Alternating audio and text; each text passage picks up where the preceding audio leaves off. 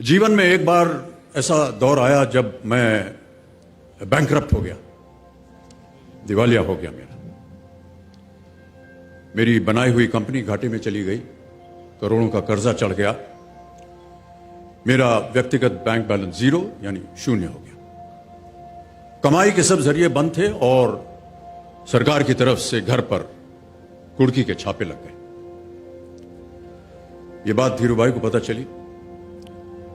बिना किसी से पूछे या जाने उन्होंने अपने छोटे बेटे और मेरे मित्र अनिल से कहा, इसका बुरा वक्त है, इसे कुछ पैसे दे दो।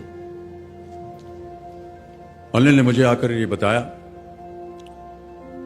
देवी और सज्जनों, जितना वो देना चाह रहे थे उससे मेरी सारी दुविधा और परेशानियां खत्म हो जाती।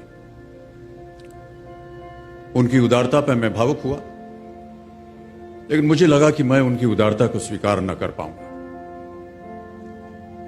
ईश्वर की कृपा रही और कुछ संकट के दिनों के बाद समा बदला, काम मिलना शुरू हुआ और धीरे धीरे मैं अपने सारे कर्जे उतार पाया। एक शाम धीरूभाई के निवास स्थान से इवेंट पर एक दावत के अवसर पर मुझे भी आमंत्रित किया गया। तो ऊपर लॉन में एक तरफ धीरूभाई एक बड़े से मेज पर अपने कुछ मित्रों, बड़े फाइनेंशियल और कॉर्पोरेट वर्ल्ड के दुनिया के दिग्गजों के साथ बैठे हुए बात कर रहे थे। मुझ पर नजर पड़ी तो मुझे बुलाया और कहा, यहां मेरे साथ बैठो। मुझे बड़ा अजीब लगा। मैंने क्षमा मांगी और कहा, मैं उधर अपने मित्रों के साथ बैठा हूं, वहीं ठीक हूं। उन्होंने जिद की और बैठा लिया मुझे। फिर अपनी उस दिग्गजों की महफिल में उन्होंने कहा, यह लड़का गिर गया था लेकिन अपने बल पर फिर खड़ा हो गया है, मैं इसकी इज्जत करता हूं।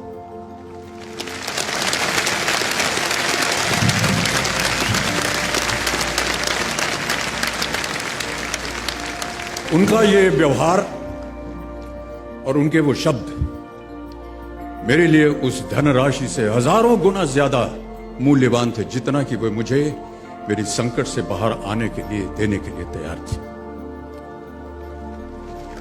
ये उनका व्यक्तित्व।